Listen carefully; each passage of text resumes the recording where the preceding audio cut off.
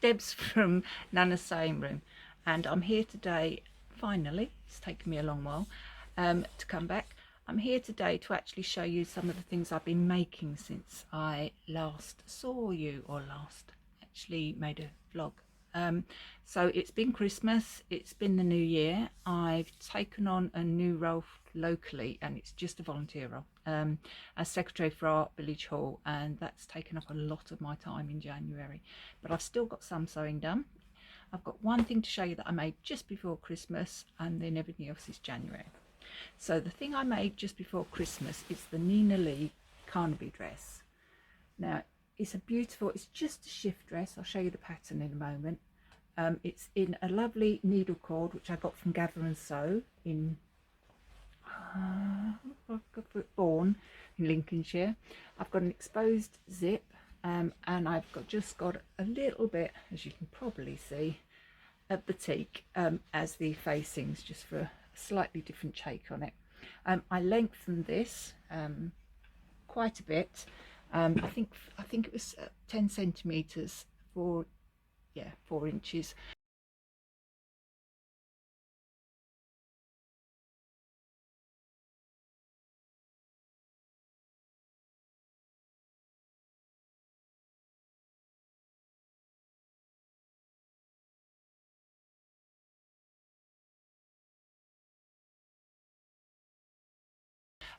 So that I could have it just above my knee, because being a lady of a slightly older generation, I don't actually like them too short, and I didn't always want to have to be wearing it with leggings. Obviously at the moment, because it's cooler weather, I'm in the UK, I'm wearing it with something underneath, a long sleeve jumper or a short sleeve t-shirt and leggings, because it's cooler. But in the summer, because it's like a beautiful lightweight corduroy, a needle cord, I can actually wear it without. So it's quite universal, and certainly spring and certainly autumn I'll be able to wear it. Really lovely dress, gorgeous dress. Planning to make it again this month. So the Nina Lee Carnaby, if you don't know it, because it's in this month, I've got the pattern. It's this one, and it's just gorgeous. Beautiful instructions. Her instructions are so straightforward, really nice. The sleeves here, and you can probably tell by the drawing, they're actually tapered. Maybe you can see it better on the line drawing. They're slightly tapered because I've got larger biceps. I didn't do a full bicep adjustment because I actually didn't need to, because all I did was straighten the sides of the sleeves. So instead of them being slight angle to taper them, I just made them straight. And because the measurement was actually fine for my bicep, it's beautiful. I lengthened the sleeves a little bit by 5 centimeters, because I like them down to my elbow. They're just that tiny bit too long, so I'll probably bring those up by a centimeter next time on that one. So beautiful dress if you haven't made it.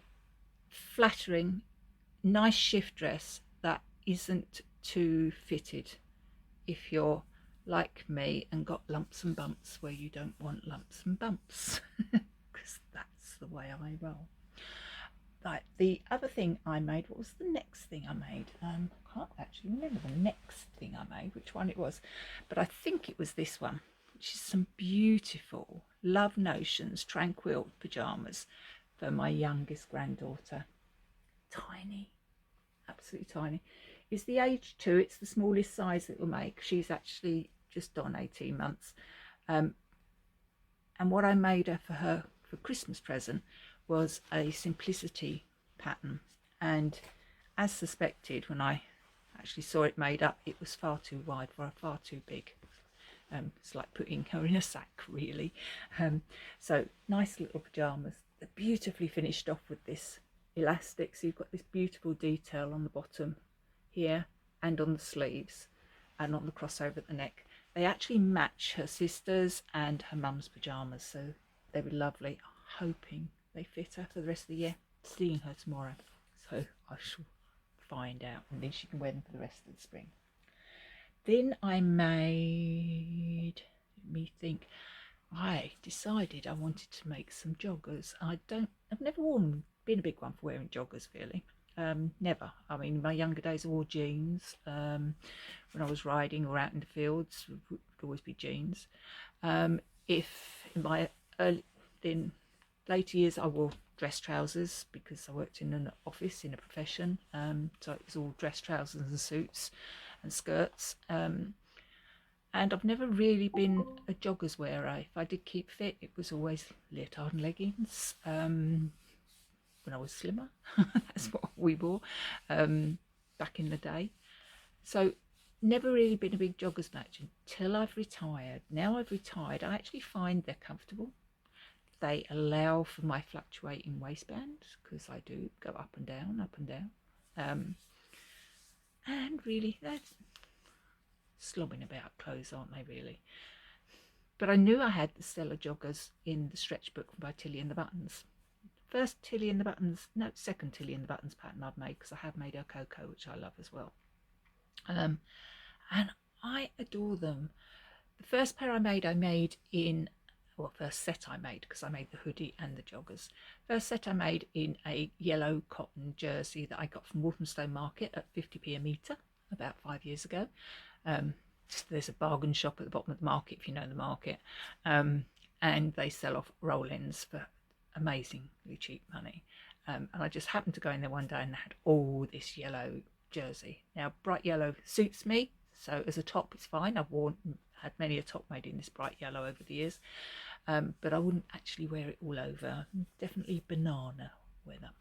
I'll put a picture in if I get the editing right. That's what I'm trying this time. And then you'll see what that's like. Now I lengthened, because I measured the pattern and I've got quite long legs. I usually have to lengthen things for trousers and things, bottoms.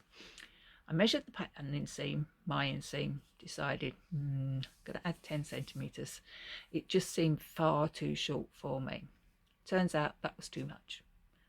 So I've actually readjusted the pattern and it's only lengthened by 5 centimetres now. But I also lengthened the rise by a centimetre, and I definitely needed that. Could possibly do with another ½ centimetre, but definitely the centimetre, and I'm quite comfy with the centimetre.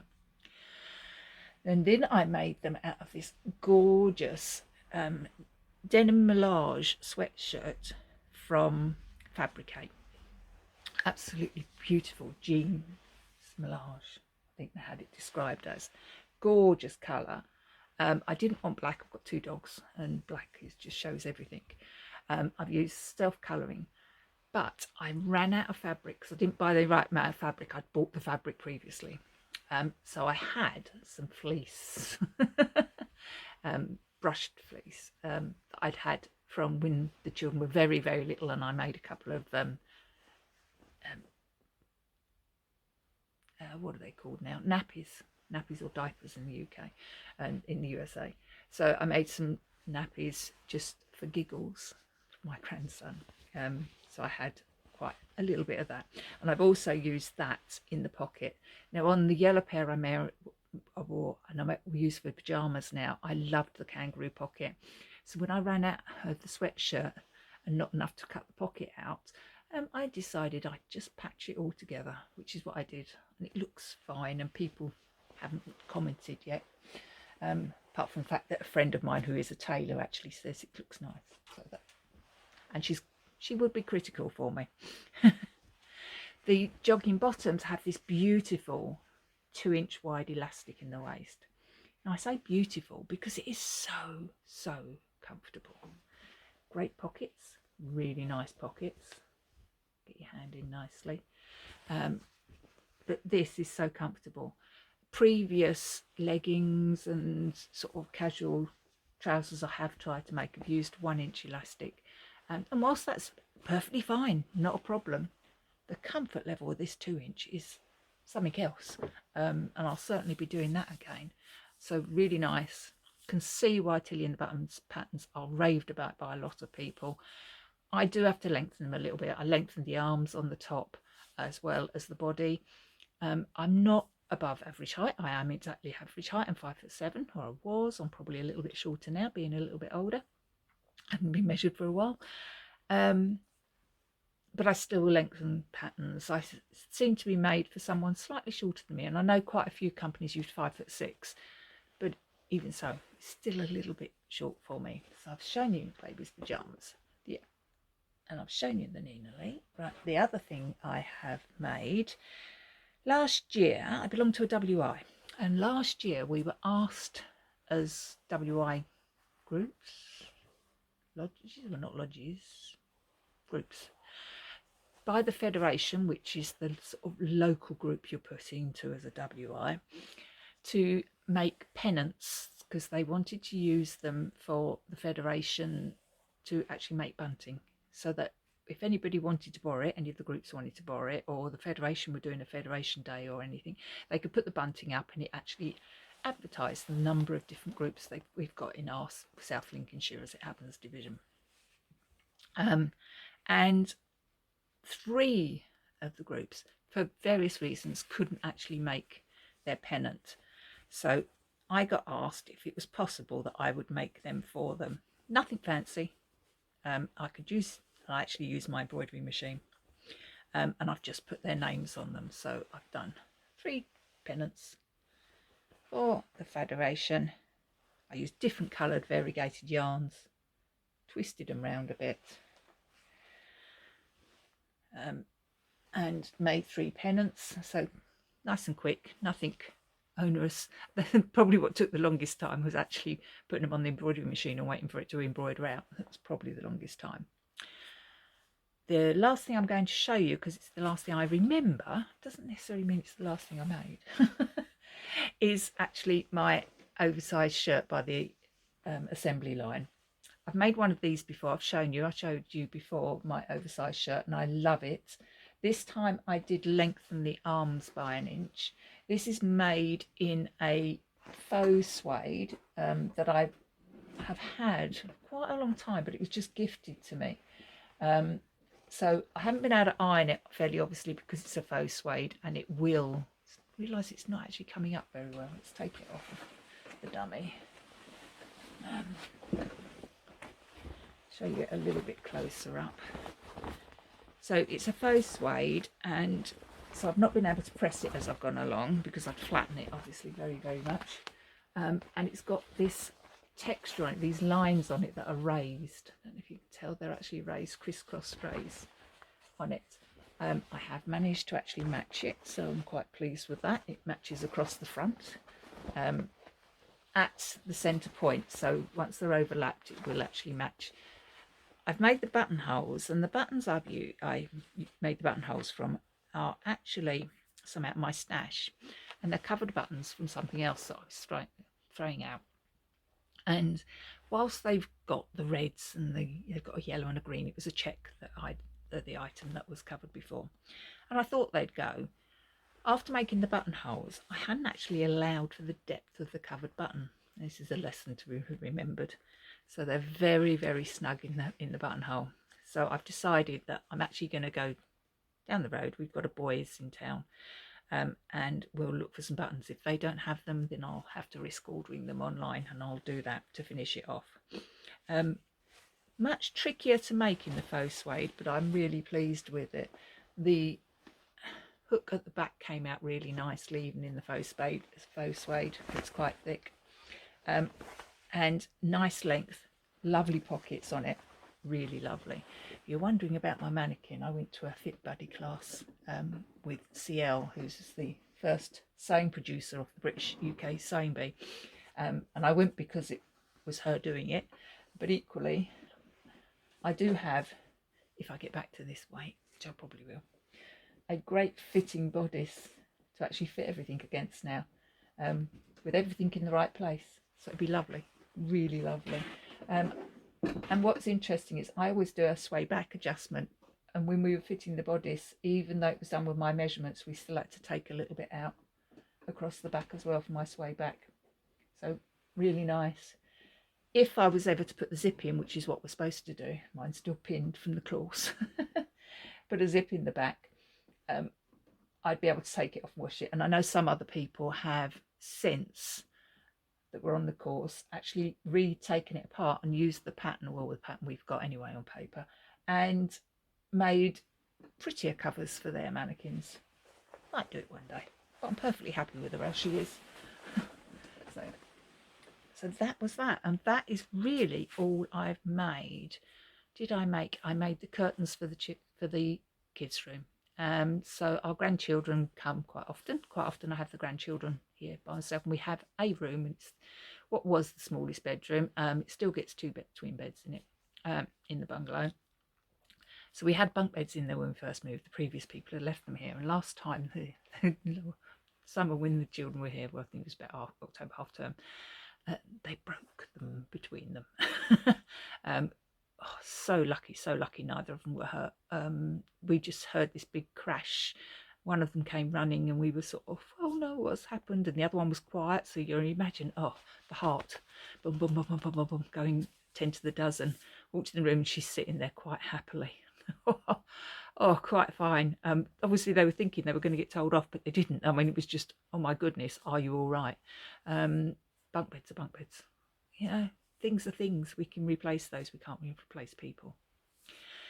So we have replaced those. We've ended up decorating it. Oh, really pleased with it, actually. Really pleased with it. I might pop you in a few pictures of it because we're rather pleased. I'll try and put the curtains in. So the curtains, if I will put them in. Curtains are made from a blind I sourced on the Great Amazon, which I knew was too narrow, and I thought I'll just put some extra on the side. I knew it was too long. I'll shorten it, and they'll just have a blind to go up. Now the blind was the type where you roll it up and just tie the ties up it. So when it actually came, and I was looking for material to match the triangles and squares, and you'll see those, I hope, on it, I decided, well, I ended up buying some velvet. So I bought some purple velvet because it was the only sort of plain colour I could find that would match within the room. So I bought some velvet and ended up making two curtains. Only one is narrow and one is wide. So one is just to dress one side and the other one pulls. It works, but it kept the blind intact, which is, I mean, fox, or as we've got a German Shepherd, they actually think of it as a pixelated ember, the German Shepherd. So that's fine. They don't associate with a fox, no tail, so you can't see. But yeah, beautiful blind that matches in with the room. Curtains need to hang a bit more. Maybe should have put pattern weights in them. They're a little bit at the bottom. I might do, but the material's not the best in the blind. It's that thicker, almost foamy type fabric. So, you know, it is what it is, and it was very cheap, but it matches the room, and that's what's important. I hate making curtains, but they're the grandchildren, so I made the exception. They're the grandchildren. They get what they need. Not going to upset them or not have things that match because I'm not going to make them because I don't like making them.